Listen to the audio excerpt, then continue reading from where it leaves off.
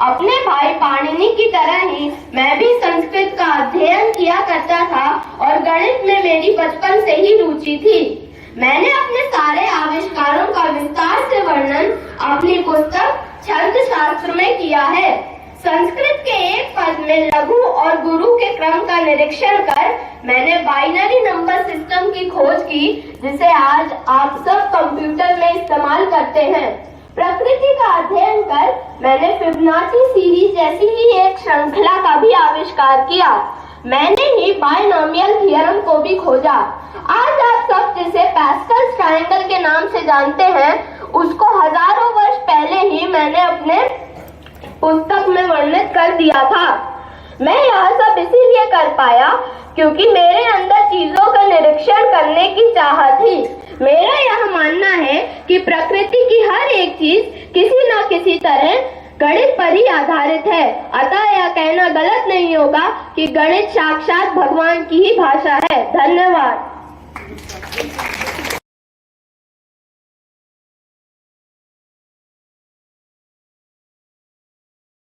Aryabhatta, an Indian mathematician and astronomer born around 476 CE. The most famous and widespread discovery which I have made is the concept of zero. I introduced a symbol of zero which I call Shunya, which in Sanskrit means void or empty.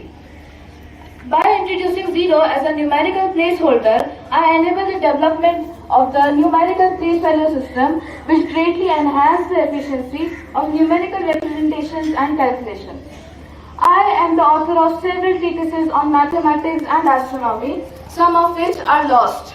My major work, Aryabhatta, a compendium of mathematics and astronomy, was largely referred to in the Indian mathematical literature and has survived to the modern times. The mathematical part of Aryabhatta consists of plane trigonometry, solid trigonometry, algebra and arithmetic.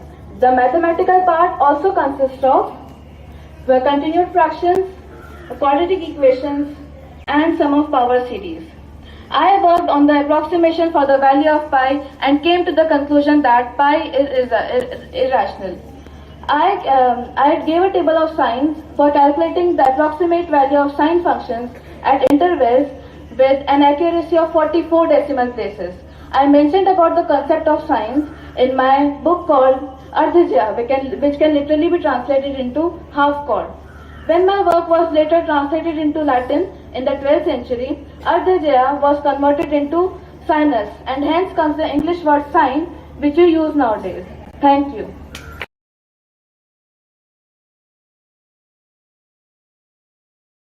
भारतीय गणित तथा खगोल विज्ञान में 3 मोतियों में से एक माना जाता है। मेरे द्वारा लिखे गए ग्रंथ हैं महाभास्कर्य, लघुभास्कर्य तथा आर्यभट्टीय भाष्य।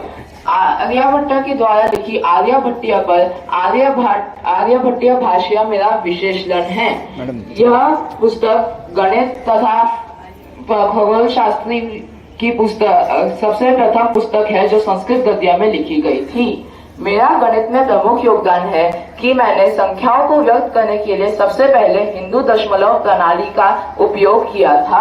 हालांकि मैंने इसका आविष्कार नहीं किया था, मुझसे पहले संख्याओं को चित्रात्मक रूपों में जाना जाता था। मैंने अपने महाभास्कर्य किताब की 7वें अध्याय के 17वें, 18वें तथा 19वें श्लोक में साइन थीटा का सटीक मूल्य प्रदान करने वाला एक सरल सा सूत्र भी दिया है।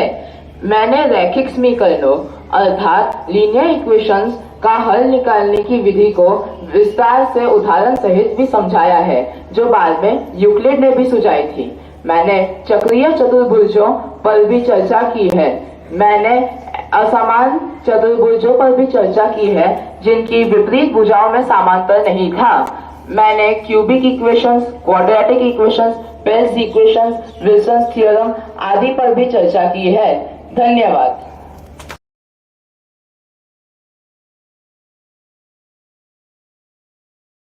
मैं एक प्रसिद्ध कवि, खगोल शास्त्री और गणितज्ञ हूँ। मैंने कई किताबें लिखी है उनमें से मेरी पहली किताब ब्रह्मस्फुट सिद्धांत है, जिसमें मैंने पहली बार शून्य का एक अलग अंक के रूप में उल्लेख किया है। इतना ही नहीं, मैंने ऋणात्मक अंकों का भी उल्लेख किया है। मैंने आर्यभट्ट द्वारा दिए गए अनिधीय समीकरण या linear indeterminate equations in the form ax - by = 0 का भी हल निकाला है।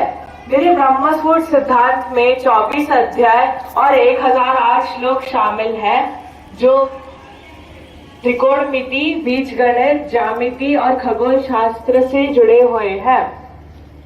मैं उज्जैन की खगोलीय वैद्यशाला का प्रमुख हूँ। मैंने और एक किताब लिखी है जिसका नाम खंडाख्याक है। मैंने चक्रीय, चतुर्भुज और अन्य ज्यामितीय आकारों के भी सिद्धांतों के सूत्र निकाले हैं। मैंने सूर्य और चंद्र ग्रहण का भी सही समय ढूंढा है। मैंने गणित में एक बहुत बड़ा योगदान दिया है। धन्यवाद।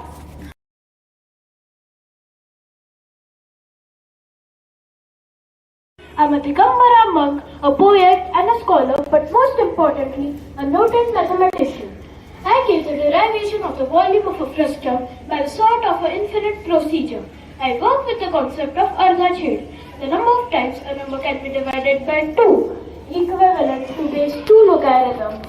But it is only applicable for some integers given the 2-adic order instead of